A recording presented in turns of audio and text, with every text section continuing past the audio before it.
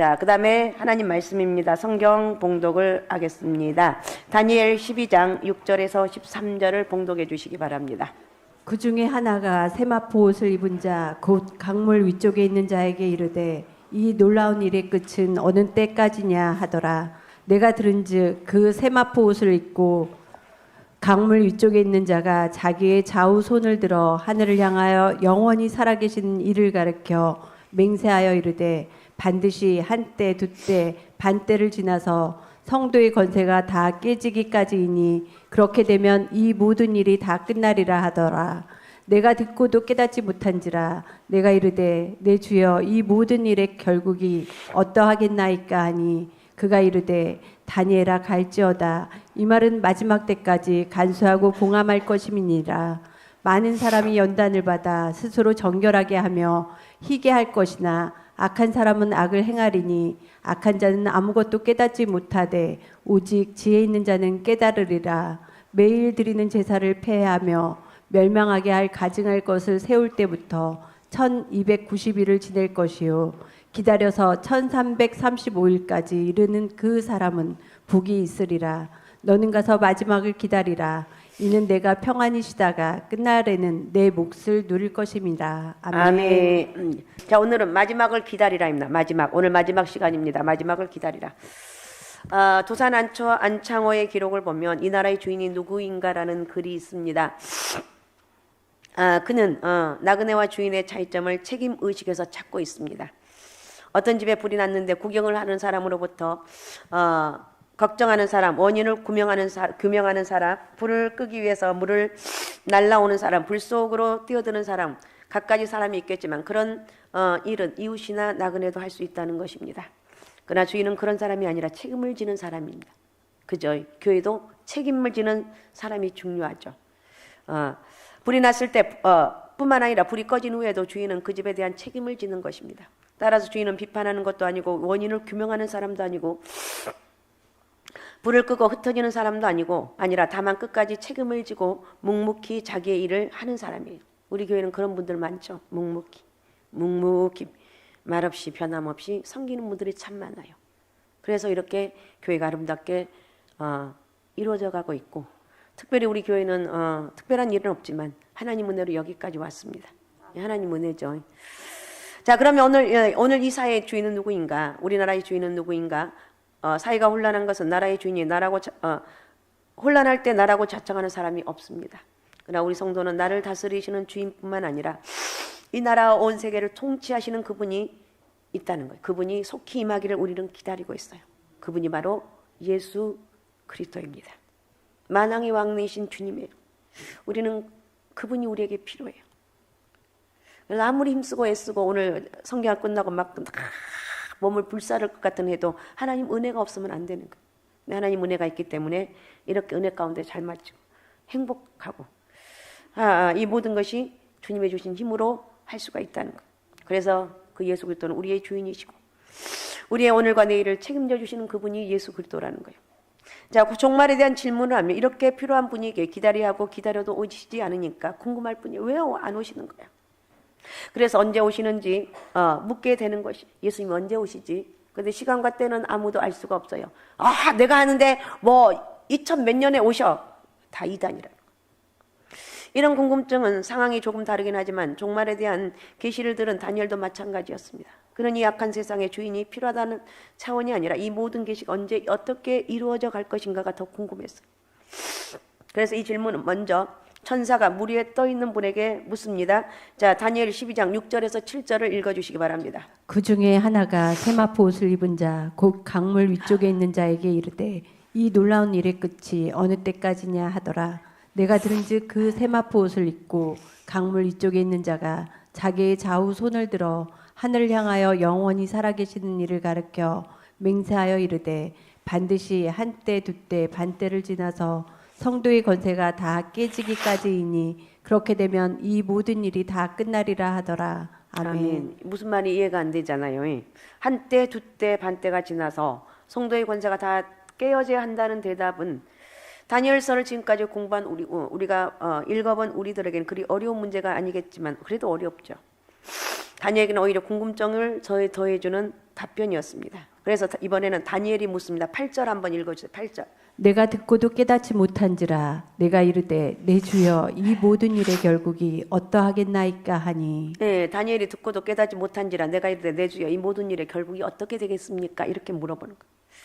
그러자 이번엔 더 이상한 말씀으로 대답을 하십니다. 11절 12절입니다. 매일 드리는 제사를 폐하며 멸망하게 할 가증한 것을 세울 때부터 1290일을 지낼 것이요 기다려서 1335일까지 이르는 그 사람은 복이 있으리라. 아멘. 아멘. 이제 이 말씀을 통해서 주신 시간에 대해서 우리가 한번 생각해 보는데, 첫 번째 한때와 두 때와 반때인데, 이 말은 우리의 귀에 이미 익숙해져 들었던 말씀입니다.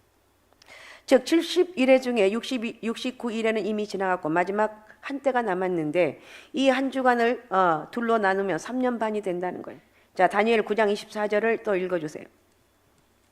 다니엘 9장 24절 한번 찾아보십시다.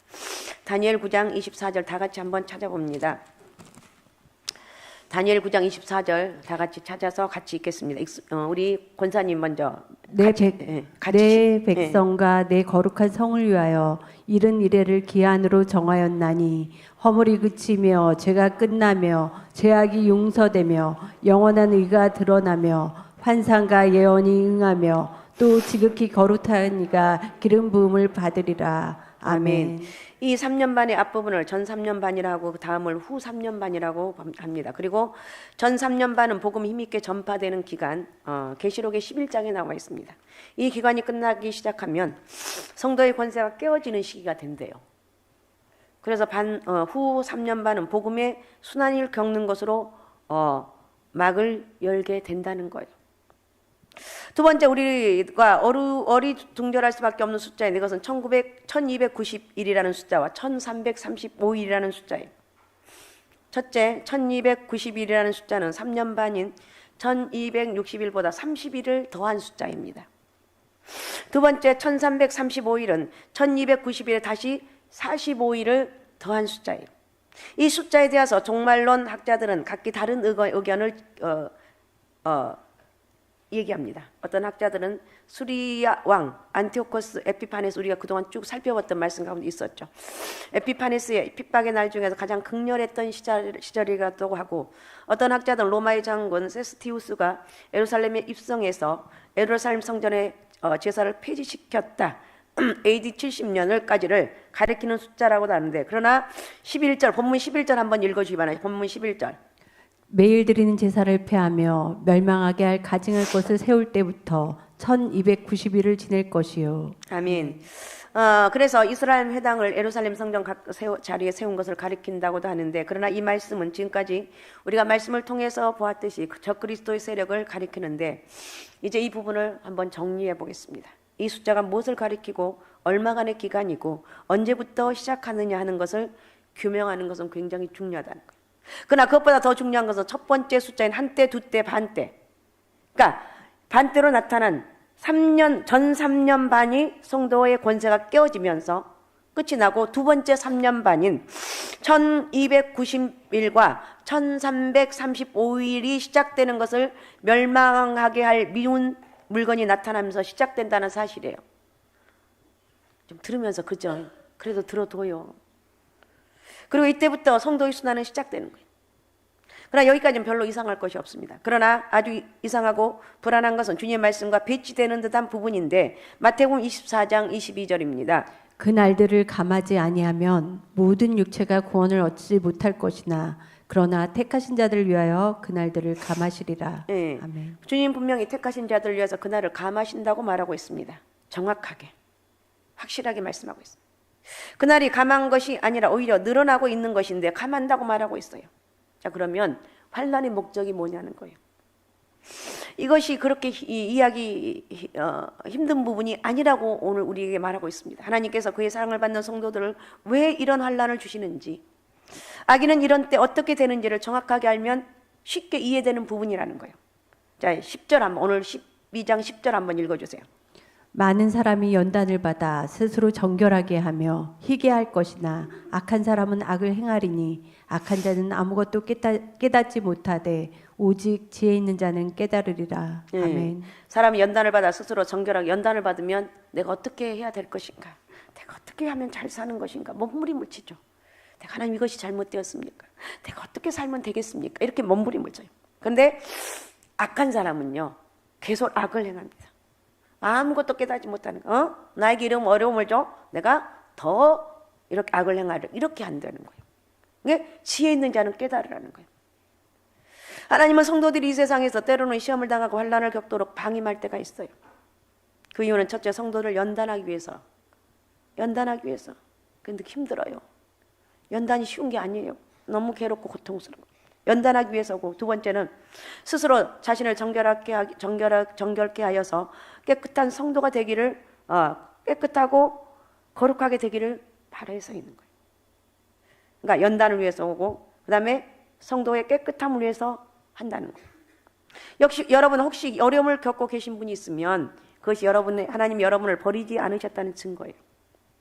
성도의 환난은 영적으로만 오는 것이 아니에요. 재정적으로 물질로 갑자기 걷어갈 수가 있어요.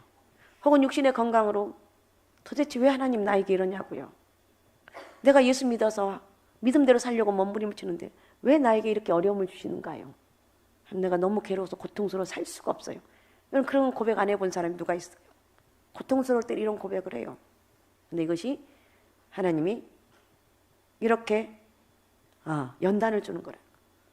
또 혹은 가정적인 일로 고통을 겪을 때도 있습니다. 그러나 이런 모든 어려운 고비들을 통해서 하나님은 사랑으로 연단하고 거룩한 삶을 살기를 원하시는 거예요. 이런 목적을 하시고 꼭 하나님의 뜻에 부합하도록 스스로 거룩하게 해야 된다는 거예요. 그것이 바로 하나님의 사랑을 체험하는 길이고 축복을 받는 길이다. 할렐루야. 연단이 오면, 고통이 오면 하나님 나를 만드시는 것이구나. 내가 하나님 이길 수 있도록 도와주옵소서. 우리가 할 일은 이길 수 있는 은혜를 달라고 기도하는 거예요. 그 다음에 두 번째, 악인의 경우. 자, 의인은 이렇게 자기를 만들어 간다고 고백을 하고 있고 이렇게 만들어 가는 거예요. 그러면 악인의 경우는 어떠냐는 거예요. 악인은 그렇지 않아요. 저들은 환난을 당하면 당할수록 마음이 더 강팍해지는 거, 이게 특징이에요. 그래서 회개할 줄 몰라요. 하나님을 원망합니다. 믿는 사람들 더 핍박합니다.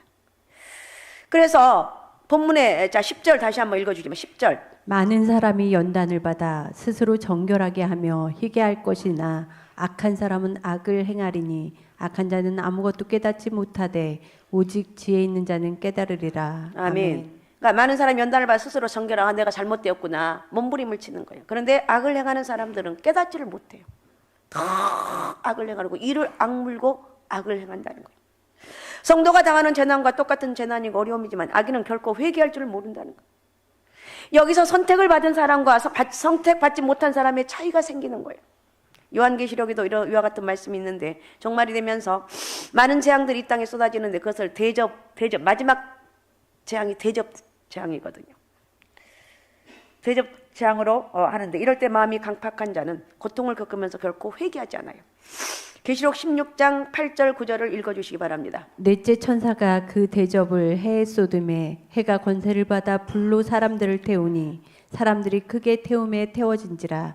이 재앙들을 행하는 권세를 가지신 하나님의 이름을 비방하며 또 회개하지 아니하고 주께 영광을 돌리지 아니하더라. 예. 아멘. 회개하지 않냐고 주께 영광을 돌리지 아니했다고 그랬어. 또 계시록 16장 10절 11절도 읽어주세요. 또 다섯째 천사가 그 대접을 짐승의 왕자에 쏟으니 그 나라가 곧 어두워지며 사람들이 아파서 자기 혀를 깨물고 아픈 것과 종기로 말미암아 하늘의 하나님을 비방하고 그들의 행위를 회개하지 아니하더라. 예. 아멘. 고통받은 것만 이를 악물고 이를 깨물고 하늘의 하나님을 내가 왜 이렇게 고난을 당해야 되냐고, 내가 왜 이렇게 어려움을 당해야 되냐고 이러면서 몸부림을 치는데 회개는 하지 않았다 그랬어.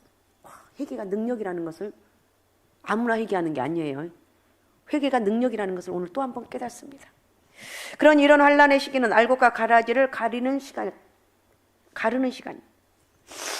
그러니 후 3년 반으로 말씀되는 1260일이 1290일로 연장이 되고 1335일을 다시 연장된다고 하면서 하는데 이것은 이상한 것이 아니라는 거예요. 잠시 재앙이 연장되었어도 신실한 성도는 불안할 것도 염려할 것도 없고 오직 더 성결해질 뿐이에요. 내가 부족해서, 내가 연약해서, 내가 이렇게 고통을 당하는데 주님 나를 용서해 주세요. 내가 아무리 몸부림쳐도 힘으로도 능으로도 안 되고 하나님 은혜를 나에게 부어주옵소서. 나에게 감당할 수 있는 은혜도 주시고 내가 이길 수 있는 힘도 허락하여 주시고 꿋꿋하게 이겨나가는 것. 우리 하나님 은혜가 임하는 사람들은 이렇게 이겨나갈 수가 있습니다. 그러나 악인들은 불안해요. 왜냐하면 더 악해지기 때문에 그렇습니다. 그래서 이들은 회개할 줄은 몰라요.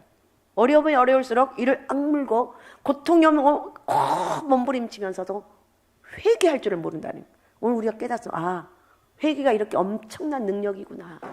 회개가 축복이구나. 그래서 잘못했으면 잘못했다고 말 안 하면 죽어도 안 하죠. 하세요. 그게 뭐가 별거 아닌데 그걸 말 못하면 뭐 그 자존심 상하나 봐. 나 잘못했다고 말해요. 내가 사람은 누구든지 잘못한 거 있고 누가 잘한 것도 있어. 잘못했다고 그러는 거. 자, 어떻든 우리는 회개가 이렇게 엄청난 능력이구나. 이렇게 회개가 큰 능력이야. 이걸 오늘 깨닫으면 다른 건 다 잊어먹어도 회개가 가장 큰 능력이다. 이걸 깨달으시기 바랍니다.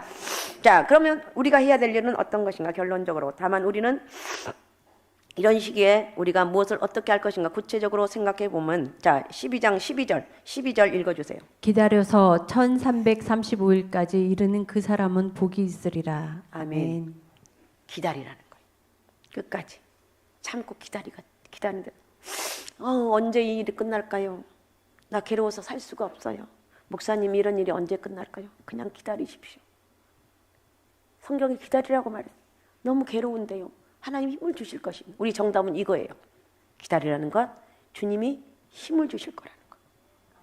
이 말씀은 예수님의 말씀과도 어울리는데 자 마태복음 24장 13절입니다. 그러나 끝까지 견디는 자는 구원을 얻으리라. 네, 아멘. 끝까지 견디는 자는 구원을 얻으리라. 그러면 끝까지 견디는 자가 되기 위해서는 어떻게 되는가? 기다리는 믿음을 가지라는 것. 13절. 너는 가서 마지막을 기다리라. 이는 내가 평안히 쉬다가 끝날에는 내 몫을 누릴 것임이라. 기다려야 되는구나. 뭘로? 믿음으로. 기다려야 되는구나. 믿음으로 기다리는 자만이 승리할 수가 있구나. 기다려야 되는구나. 기다리는 믿음은 어떤 믿음인가? 하나님의 약속을 믿는 믿음인데 9절 읽어 다니엘 12장 9절. 그가 이르되 다니엘아 갈지어다. 이 말은 마지막 때까지 간수하고 봉함할 것임이니라. 아멘. 왜 마지막 때까지 봉함하라고 그랬습니까? 그때 가서야 이루어질 말씀이기 때문에.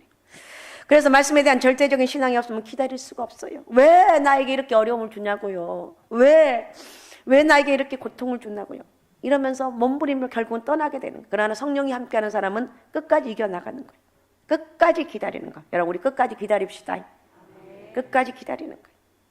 그 다음에 기다리는 건 소망이 있어야 됩니다. 13절 또 한번 읽어주세요. 너는 가서 마지막을 기다리라. 이는 내가 평안히 쉬다가 끝날에는 내 몫을 누릴 것임이라. 아멘. 그렇구나. 마지막을 기다려라. 내가 평안히 쉬다가 끝날에는 내 몫을 누릴 것이다. 그래서 주님은 평안과 기업을 약속을 하셨어요. 그래서 약속을 믿는 사람은 소망 속에 기다릴 수가 있어요. 나는 예수쟁이거든요. 주여 나는 예수쟁이입니다. 내가 지금 이렇게 힘들고 어려워도 나는 이길 수가 있습니다. 내가 이기는 것이 아니라 주님이 주시는 힘으로 나는 이길 수가 있습니다. 아멘. 이렇게 기도하면 이렇게 하는 거예요. 사랑하는 여러분 이제 정말로 맺습니다. 하나님 말씀에 전적으로 신뢰하십시오. 하나님 마지막을 기다리십시다. 말씀에 약속하신 것들은 모두 이루어질 것을 믿고 마지막까지 기다리는 거예요. 믿음을 가지고 마지막을 기다리는 여러분을 위해서 주님은 영광 중에 오실 것입니다. 빰빠라빰빠라빠 재림하실 때 주님은 온 세상이 볼 수 있도록 이렇게 재림하신다는 거예요. 그리고 우리를 영광스러운 주님의 나라로 인도하실 줄로 믿습니다. 여러분을 축복합니다. 하나님 은혜가 함께 하시고 오직 예수로 성령의 이끄신 가운데 살아가는 끝까지 기다리며 살아가는 복된 은혜가 있으시기 바랍니다. 오직 예수 오직 믿음 오직 성령 충만함으로 이런 은혜와 축복 기다림의 은혜 끝까지 기다리면서 믿음으로 승리하는 그런 놀라운 은혜가 있으시기 바랍니다. 자 오늘 이 말씀 생각하면서 우리 같이 기도했으면 좋겠습니다. 하나님 오늘 말씀을 들으면서 끝까지 기다리는 것 잘못했으면 회개하고 몸부림쳐 회개하는 것이 능력이라는 것을 깨달았습니다. 회개 은혜를 허락해 주시고 끝까지 믿음으로 기다리며 인내하며 내게 주어진 사명들 여러분 잘 감당하십시오. 믿음으로 정말 주님의 주신 힘으로 감당하시기 바랍니다. 그런 은혜를 허락하여 주옵소서. 우리 주여 3번 부르고 우리 같이 통성으로 같이 기도하겠습니다. 주여 주여 주여. 우리 하나님 아버지 고맙습니다. 감사합니다. 아버지 우리 주의 성령이 오늘도 우리 가운데 함께 해주시고 아버지 하나님 오늘 주님은 우리에게 아버지 다니엘서를 마무리하면서 기다리라고 말하고 있습니다. 아버지 하나님 우리가 기다리면서 하나님 은혜를 기다리게 하시고 나에게 연단과 고통이 있어서 아버지 하나님 참을 수 없지만 하나님 주신 말씀에게 기다릴 수 있는 힘과 용기와 담대함을 허락하여 주옵소서. 내가 기다리면서 나를 만들어가게 하시고 회개의 은혜가 있길 원합니다. 전능하신 아버지와 저희를 마음껏 축복하시고 역사하여 주옵소서. 영광 받아 주옵소서. 축복의 통로가 되게 도와주옵소서. 고맙습니다. 감사합니다. 큰 영광 받아 주옵소서. 우리 하나님 은혜와 오늘 또 능력을 감사합니다. 우리 주의 성령이 오늘 또 우리 가운데 함께 해주시고 다니엘서를 마무리하면서 하나님 아버지 결론은 기다리라는 것이었습니다. 회개하며 기다리고 연단과 아픔과 고통이 있어도 회개하며 기다리라고 말하고 있습니다. 아버지 하나님 우리에게 이 회개의 은혜를 허락해 주시고 내가 잘못한 것을 늘 깨닫고 회개하면서 하나님 은혜가 함께하는 놀라운 은혜가 있기를 원합니다. 전능하신 아버지와 저희를 축복하여 주옵소서. 성령의 이끄심의 은혜가 크게 임하기를 원합니다. 마음껏 저희를 쓰시고 사용하여 주시고 끝까지 인내하면서 주님이 주신 힘으로 살아갈 수 있는 영적인 은혜를 허락하여 주옵소서. 저희를 마음껏 축복하여 주옵소서. 하나님 정말 작은 일에도 아버지 하나님 내가 정말 힘들고 어려운 일에도 최선을 다해서 주어진 사명을 감당해 나갈 수 있는 영적 은혜를 허락하여 주시옵소서. 오늘 저희를 축복합니다. 저희를 통해서 영광 받아 주옵소서. 살아계신 예수님의 이름으로 기도하옵나이다. 아멘.